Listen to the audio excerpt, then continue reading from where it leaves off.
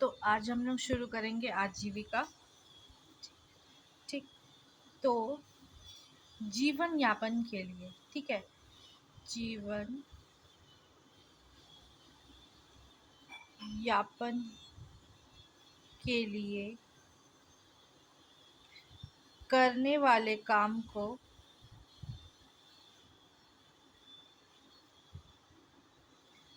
उन्हें क्या बोलते हैं हम? आजीविका। ठीक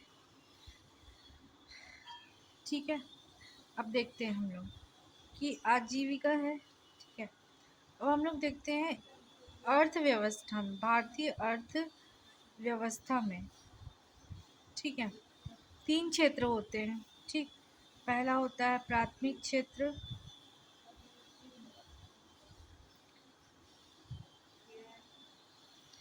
दूसरा है द्वितीयक,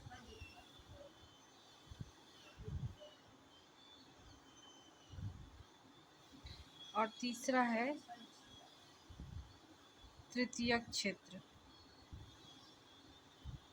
ठीक, प्राथमिक क्षेत्र में हम लोगों का आता है कृषि, वानिकी मतलब फॉरेस्ट्री, जंगल से प्राप्त होने वाली चीज़, मत्स्य पालन, कुक्कुट, ठीक है, खनन और उत्खनन। ठीक है, खनन मतलब खनिज जो खोद के लेते हैं, और उत्खनन मतलब जो मतलब खनिज वगैरह जो हम खोदते हैं उसको बोलते हैं खनन। उत्खनन मतलब जैसे कि कोयला वगैरह हम लोग खोद के निकालते हैं, रेत खोद के निकालते हैं, तो उसको बोलेंगे उत्खनन। तो खनन उत्खनन आता है हमारा किसमें? प्राथमिक क्षेत्र में। ठीक है, द्वितीय क्षेत्र बोलेंगे हम लोग। ठीक है, तो द्वितीय क्षेत्र में होते हैं विनिर्माण, मतलब कि कंस्ट्रक्शन का जो भी आप मकान भवन ये सब जो निर्माण करते हैं उसको बोलते हैं हम लोग विनिर्माण। ठीक है, विनिर्माण। इसके अलावा आता है इसमें रसायन, ठीक, और उर्वरक। ठीक, तृतीय क्षेत्र मतलब कि सेवा क्षेत्र। ठीक, जिसमें कि आप हमेशा मतलब आपको क्या मिलता रहे, उसमें से आपको सेवा मिलती रहे। ठीक है, जैसे कि बैंकिंग है, बैंकिंग सेवा मिलती है, आप एक बार करवाओगे एक्टिवेट या खाता खुलवाओगे, ठीक है, तो वो सेवा क्षेत्र हुआ। ठीक है, बैंकिंग। होटल, ठीक है, एक बार होटल खुलता है उसके बार बार आप सर्विस लेते हैं। ठीक है, तो ये सब क्या जाते हैं? तृतीय क्षेत्र में। ठीक, अब ध्यान देने वाली बात है, ठीक है, कि प्राथमिक क्षेत्र में तुम्हारा प्राथमिक क्षेत्र में आता है कृषि, वानिकी, मत्स्य पालन, कुक्कुट पालन,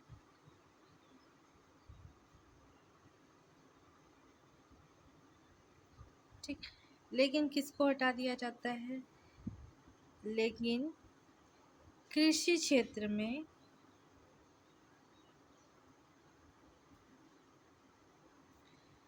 खनन,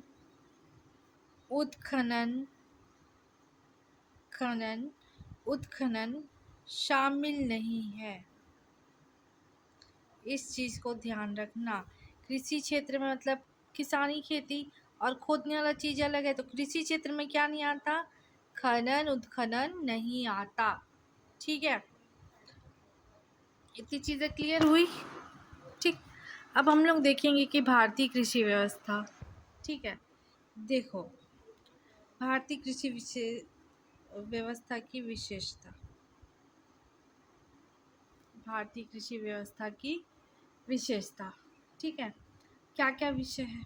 हाँ, ठीक, जो कृषि है, कृषि राज्य सूची का विषय है। कृषि किसका विषय है? राज्य सूची का विषय है। ठीक है, कृषि किसका विषय है? तो तुम्हारा कृषि राज्य सूची का विषय है, पहला। ठीक। दूसरा, पंचायती राज भी किसका विषय है? राज्य सूची का विषय है, राज्य सूची का विषय है। ठीक, दो चीज़ें क्लियर हुई। ठीक। अब भारत की जो कृषि व्यवस्था है, ठीक है, दुर्लभ भूमि व श्रम अतिरिक्त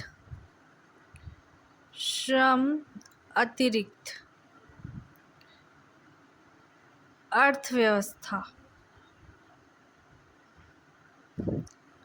भारतीय कृषि की विशेषता है। दुर्लभ भूमि मतलब यहाँ पे भूमि क्या ज़्यादा अवेलेबल नहीं है, ठीक है। जैसे कि जंगल में है, वहाँ पे भूमि नहीं है आपको कि वहाँ पे आप खेती कर सको, फिर आप जंगल काट के क्या करोगे? खेती करोगे। दूसरा, भारत में क्या है? लोग ज़्यादा हैं। भारत में क्या है? लोग ज़्यादा है, मतलब कि जनसंख्या ज़्यादा है। जनसंख्या मतलब लोग ज़्यादा है, और भूमि कैसी पड़ रही है? अब लोग ज़्यादा है तो रहने के लिए अब क्या बनाने लगे हैं जी? फ्लैट। ठीक है, तो लोग ज़्यादा हो गए हैं, ज़मीन कम हो गई है। ज़मीन खरीदने जाओ, ज़मीन मिलेगी क्या? नहीं।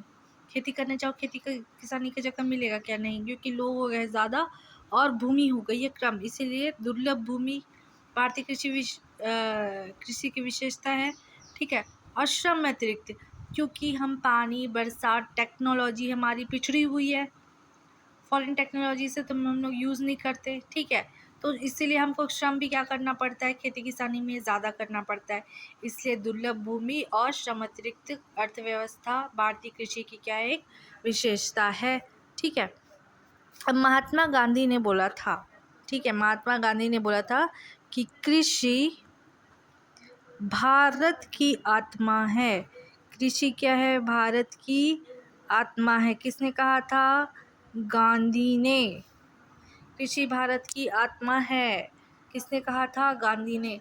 तो पहला हम लोग देखेंगे कि कृषि किसका विषय है? राज्य सूची का विषय है, क्योंकि ये राज्य, भाई राज्य तय करता है ना तुम्हारा अलग से खरीदी, एमएसपी वगैरह। ठीक है, राज्य सरकार खरीदी करती तुम्हारे धान की। ठीक है, फिर उसके बाद में पंचायती राज भी किसका विषय है? तुम्हारा राज्य सूची का विषय है। दुर्लभ भूमि मतलब हमारे यहाँ इंडिया चाइना में क्या है? जनसंख्या ज़्यादा है और भूमि क्या है? कम है। ठीक है, श्रम क्या है? हमको ज़्यादा लगता है क्योंकि टेक्नोलॉजी कैसी है? हमारी पिछड़ी है। तो दुर्लभ भूमि और श्रम अतिरिक्तता या की श्रम की अधिकता भी क्या है? हमारी कृषि की विशेषता है। ठीक है, और कृषि भारत की आत्मा, ये बोला था किसने? गांधी ने। ठीक है, तो कृषि भारतीय व्यवस्था का एक महत्वपूर्ण क्षेत्र है। तो कृषि भारतीय अर्थव्यवस्था का महत्वपूर्ण क्षेत्र है, महत्वपूर्ण क्षेत्र है। ठीक है, अब देखो, जब हम लोगों को आज़ादी मिली, ठीक, तो आज़ादी के पहले बहुत क्या चलता था? ज़मींदारी प्रथा, मालगुजारी प्रथा, फिर टैक्स व्यवस्था, टैक्स में भी लूटते थे लोगों को, है ना। तो लोगों को क्या था? कमाई कम होता था, उससे ज़्यादा क्या देना पड़ता था? टैक्स। और वो लोगों को क्या रहता था कि टैक्स तुम कैसे भी दो, कहीं से भी उधारी लेके भी दो, तो टैक्स के लिए और कृषि के लिए उन लोग को क्या लेना पड़ता था? लोन। ठीक है, तो आज़ादी के बाद, ठीक है, भारतीय कृषि अर्थव्यवस्था की सबसे बड़ी समस्या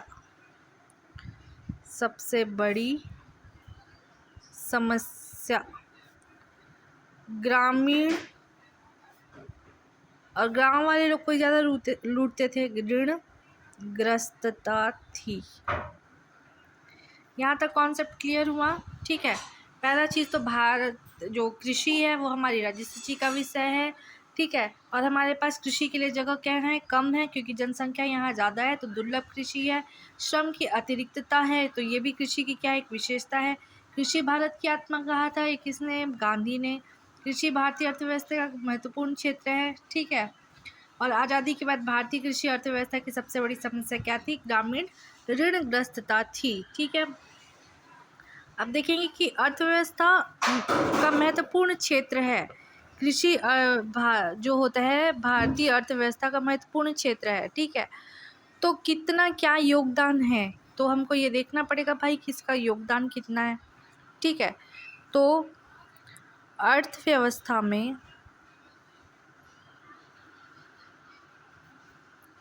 कृषि योगदान, ठीक है। तो देखो, जब 52 चल रहा था तब ये 52% था। 52 में कितना था? 52% था, ठीक है। और अभी की स्थिति हम लोगों को 23 से 24 अभी कंप्लीट हुआ है, 25 हुआ नहीं है। तो हम लोग डेटा लेंगे किसका? 23-24 का। 23 से 24 एक साल का लेंगे। अभी 25 कंप्लीट नहीं हुआ है तो 24-25 का नहीं ले सकते। तो 23 से 24 के बीच में कृषि में इसका योगदान है 14.16%। कितना? 14.16%, ठीक है। ठीक। अब देखेंगे तो मतलब कि राष्ट्रीय आय में मैं देखूं तो 100 रुपये में, ठीक है, 100 रुपये में 14.16 रुपये कहाँ से आता है हमको? ये कृषि से आता है। किससे आता है? कृषि से आता है, ठीक है। यहाँ तक समझ आया कि अगर हमारा राष्ट्रीय आय में कितना है? 100 रुपया है। राष्ट्रीय आय कितना है हमारा? 100 रुपये है। तो 100 रुपये में से 14 रुपया कहाँ से आता है हमको? कृषि से आता है, ठीक है। यहाँ तक समझ आया, ठीक। अब देखो, अभी तक कृषि के कारक क्या क्या हैं, तो अब देखेंगे हम लोग कृषि के कारक, ठीक है। तो संस्थागत कारक और दूसरा है तुम्हारा संरचनात्मक। संस्थागत मतलब कृषि का जो फैक्टर था, मतलब कृषि किस किस कारण से इफेक्ट पड़ रहा था इसके ऊपर। पहला तो संस्थागत कारण से, क्योंकि हमारे यहाँ पे जमींदारी प्रथा थी, ठीक है। तो जमींदारी प्रथा का उन्मूलन करना ज़रूरी था, ठीक है।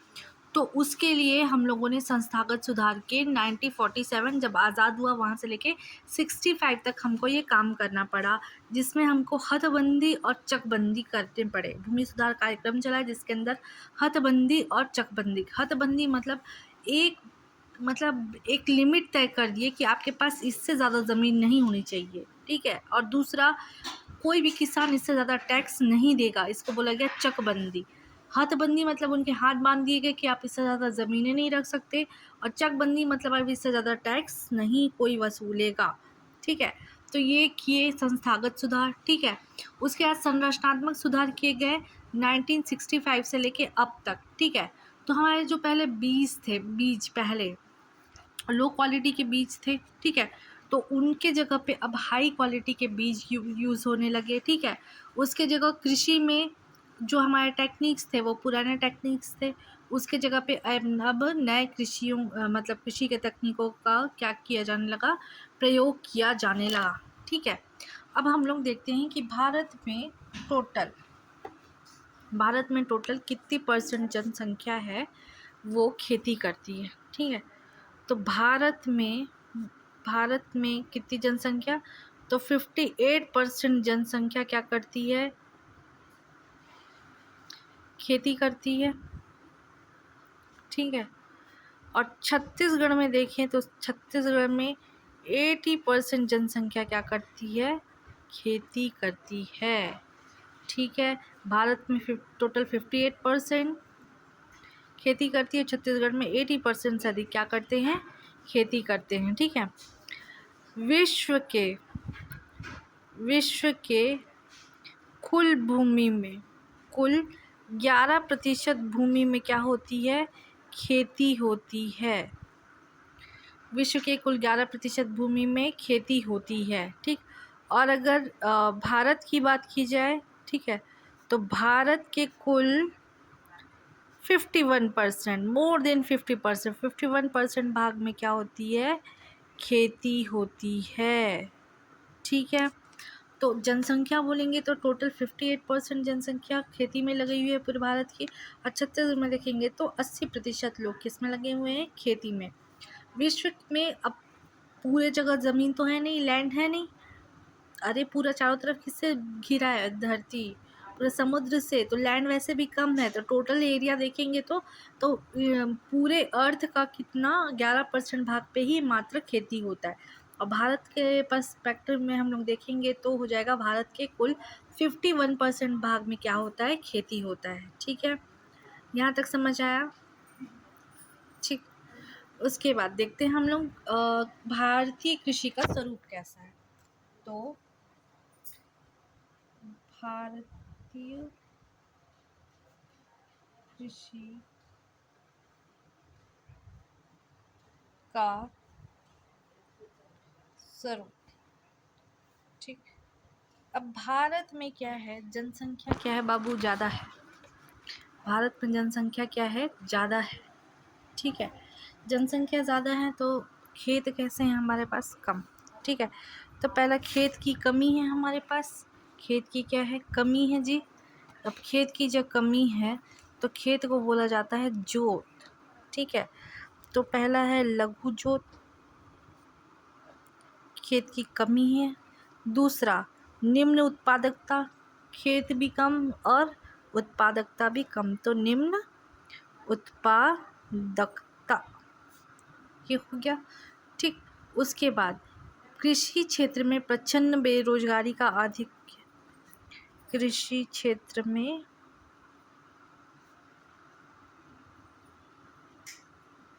प्रचंड बेरोजगारी, प्रचंड बेरोजगारी मतलब बिखरी हुई।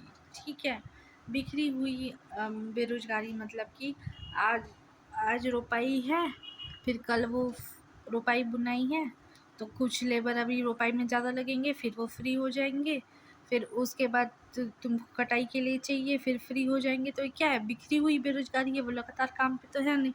ठीक है, दूसरी ये हो गई। तीसरा है भूमि स्वामी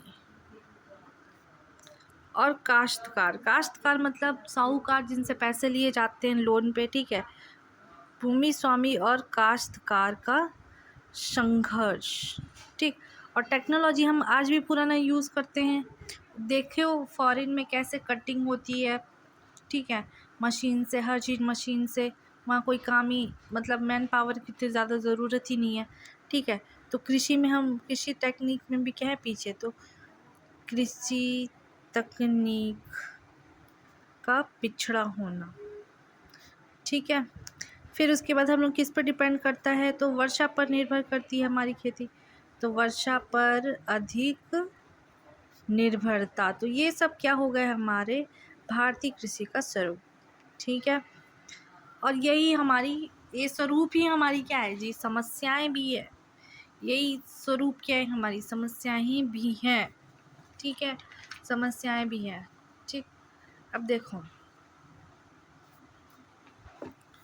अब हम लोग पढ़ेंगे कि भूमि सुधार कार्यक्रम के बारे में कौन क्या बोला था। ठीक है, तो भूमि सुधार कार्यक्रम कैसे कैसे चला था, तो भारत में भूमि सुधार पहला था तुम्हारा संस्थागत सुधार।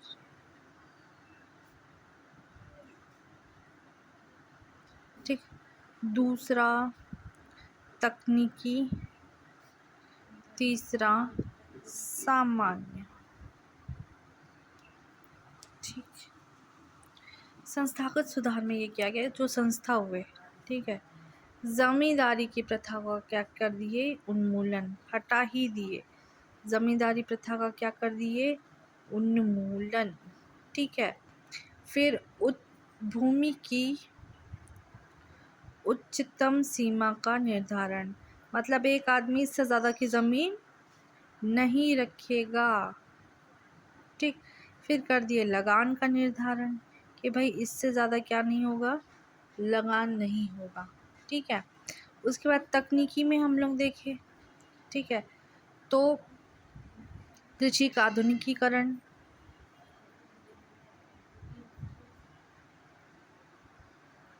कृषि का आधुनिकीकरण कर दिए, अच्छे रासायनिक खाद लाए, खाद डाले, अब कीड़ा खाया तो फिर अब कीटनाशक यूज़ करो, तो कीटनाशक का उपयोग कर लिए, फिर अच्छी क्वालिटी के बीज लाए, अच्छे किस्म के बीज।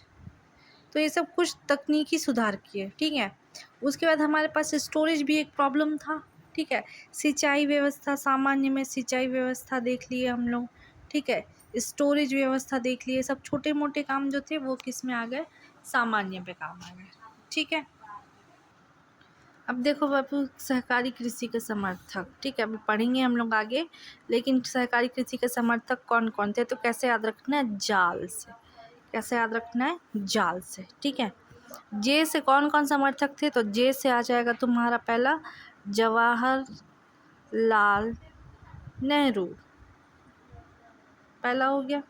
दूसरा अबुल, ए से हो जाएगा अबुल कलाम, अब्दुल नहीं है ये, अबुल कलाम आज़ाद, ये दूसरे हैं ना, अब्दुल कलाम आज़ाद नहीं है।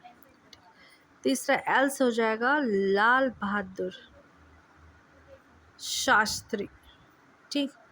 अब सहकारी कृषि के विरोधी कौन थे, तो विरोधी थे चौधरी चरण सिंह, चौधरी चरण सिंह, ठीक। अब हम लोग ये देखिए कि भू राजस्व विधियाँ, ठीक है, कौन कौन सी चलती थी पहले, ठीक। मतलब कैसा टैक्स लेते थे, कितना टैक्स लेते थे, ये सब होता था भू राजस्व, ठीक है। भू और उसका राजस्व मतलब टैक्स। तो जो भू राजस्व कौन कौन सा प्रथा चलता था स्वतंत्रता के पहले, हम वो देखते हैं, ठीक है। तो स्वतंत्रता पूर्व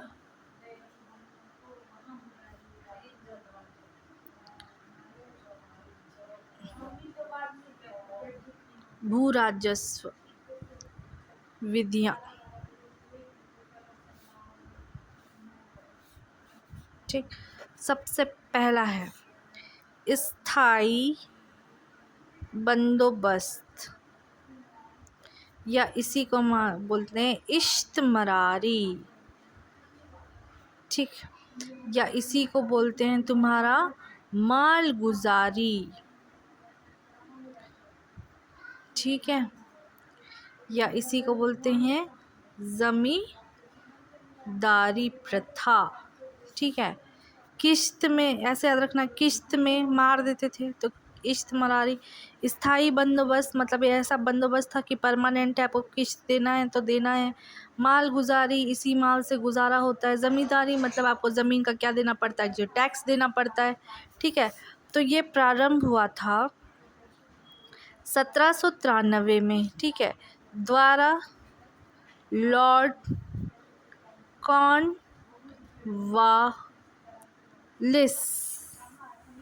ठीक है। अब कौन कौन थे, गवर्नर था ये, ठीक है। अब सहयोगी कौन कौन थे इनके, ठीक। तो सहयोगी थे तुम्हारे जेम्स ग्रांट और जॉन शोर, जॉन शोर, ठीक है। ये लोग कितना टैक्स लेते थे, तो ये लोग टैक्स लेते थे लगभग 19%, कितना, 19%। और कहाँ कहाँ था, ठीक है, क्षेत्र के यहाँ, ठीक। इसमें क्या करते थे ये लोग, ज़मींदार लोग किससे वसूलते थे टैक्स, ज़मींदार टैक्स लेते थे किससे, किसानों से। टैक्स लेने का अधिकार था, ज़मींदारों को टैक्स लेने का अधिकार था, किससे, किसानों से, ठीक है। और कौन कौन से एरिया में होता था, तो ये बीबीआर, बीबीआर हो जाएगा बंगाल, बिहार, ठीक, फिर बनारस, यूपी और उत्तरी कर्नाटक, ठीक। तो बीबीआर से याद रख लेंगे, ठीक है। अब कैसे याद करेंगे, अब बंदोबस्त करना पड़ेगा, वो भी स्थाई वाला, स्थाई वाला आपको जी बंदोबस्त करना पड़ेगा, ठीक है। स्थाई वाला क्या करना पड़ेगा हमको, बंदोबस्त, ठीक है, बंदोबस्त करेंगे, ठीक है। तो कौन करते हैं? हमारे वालिद करते हैं। वालिद मतलब होता है पिता, ठीक है। वालिद क्या करते हैं? ग्रांट करते हैं। ग्रांट मतलब परमिशन देते हैं कि भाई ये ज़मीन जायदाद आपस में बांट लो, नहीं तो बच्चे क्या मचाने लगते हैं? शोर मचाने लगते हैं, ठीक है। तो वालिद, ग्रांट, शोर। स्थायी बंदोबस्त, बच्चे लोगों का क्या कर देते हैं? स्थायी बंदोबस्त कर देते हैं, ठीक है। तो 1793 में होता है, ठीक।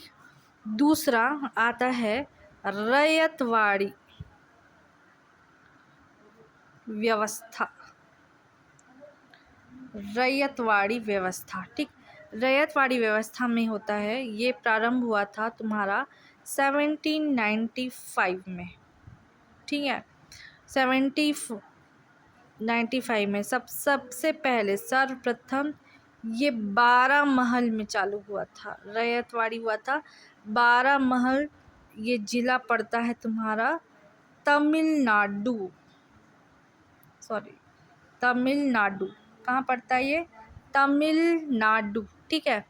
कौन कौन था इसमें? तो किसके द्वारा हुआ था? तो थॉमस मुनरो और जॉन रीड। थॉमस मुनरो और जॉन रीड, ठीक है। अब कितना टैक्स लेते थे ये?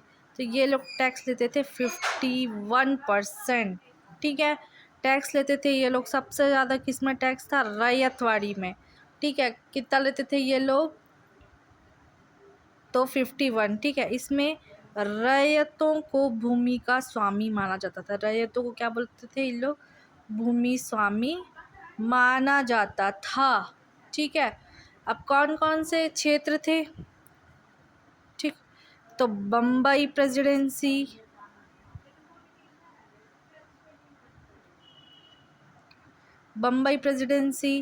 मद्रास प्रेसिडेंसी,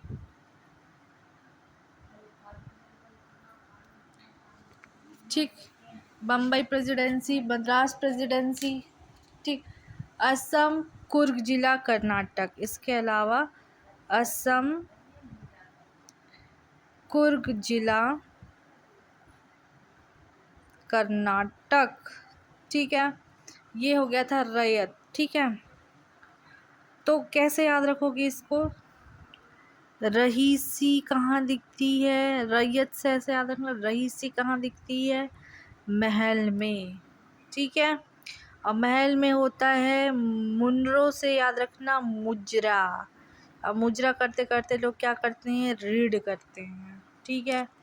तो रईसी दिखाते हैं महल में, महल में होता है मुजरा और मुजरा में करते हैं रीड। तो रईसी महल, महल में मुजरा, मुजरा करते हैं रीड, ठीक है। तो रईसी से हो जाएगा रैयतवाड़ी, 12 महल हो जाएगा महल, ठीक है। और मुजरा से हो जाएगा तुम्हारा मुनरो और रीड, ठीक है। उसके बाद आता है तुम्हारा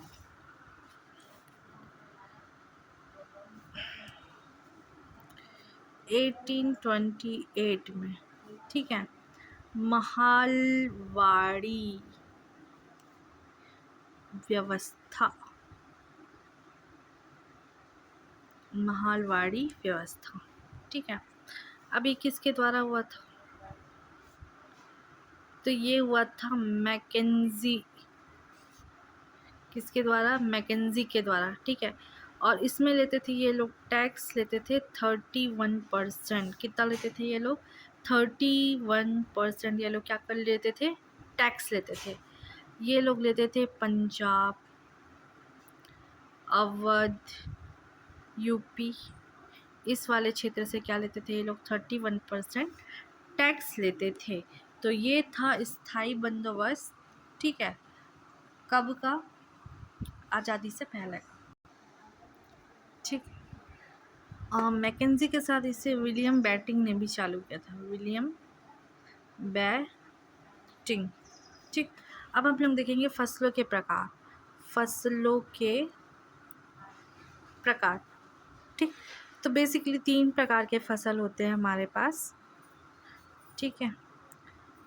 रबी, दूसरी खरीफ, और ये जायद फसलें।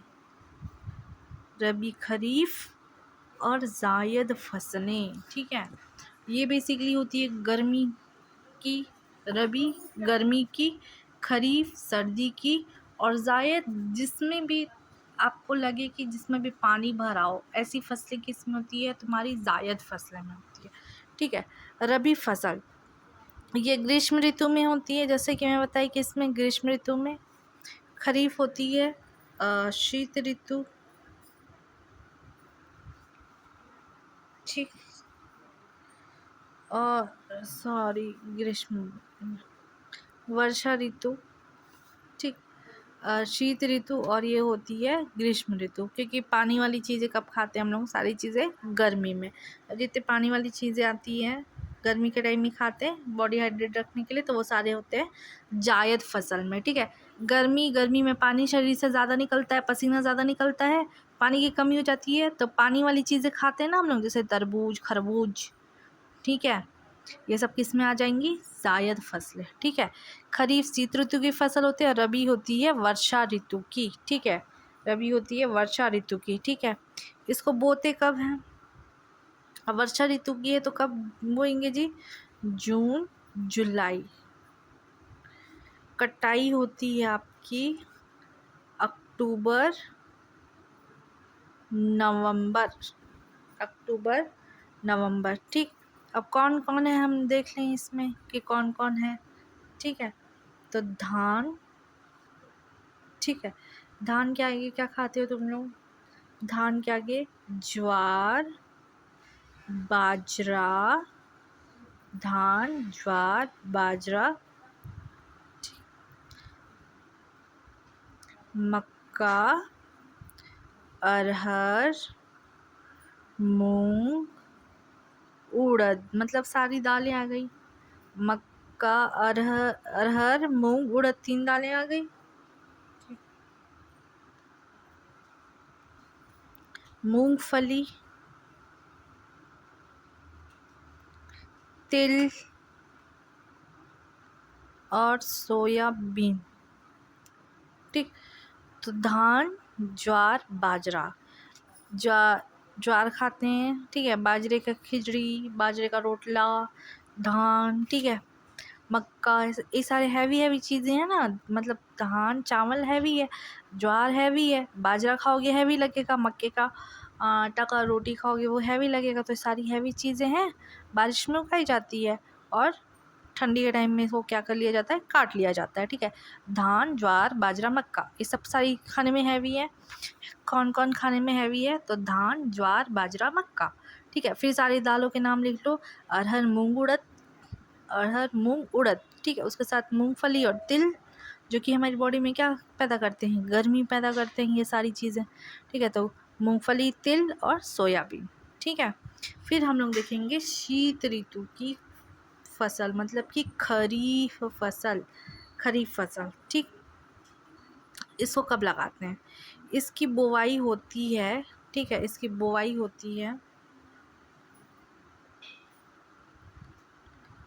यही अक्टूबर नवंबर में। ठीक। और कटाई होती है आपकी मार्च अप्रैल, मार्च अप्रैल। ठीक है। अब कौन कौन से जो ठंडी में पैदा होते हैं, तो गेहूँ, गेहूँ को थोड़ा ठंडा में चाहिए मौसम। ठीक है। गेहूँ, जौ, चना। ठीक है। गेहूँ, जौ, चना, मटर, सरसों भी ठंडी के टाइम में लगाते हैं, सरसों। ठीक है। गेहूँ, जौ, चना, मटर, सरसों और तिवरा। ठीक। अब मैं बताई कि ये जायद फसल ग्रीष्मकालीन फसल होती है। ठीक है। इसको लगाते हैं हम लोग मार्च में, और बारिश उतरने से पहले इसको काट लेते हैं। गर्मी भरी खाना है, गर्मी के बाद में फिर ये मिलता भी नहीं है, जून जुलाई में इसको काट लेते हैं। ठीक है। तो गर्मी भर क्या खाते हैं हम लोग, तरबूज, खरबूज, ककड़ी, वो बताई सारी पानी वाली चीज़ें किस में आती है, खरीफ में आती है। सारी पानी वाली चीज़ें आती हैं खरीफ में, क्योंकि बॉडी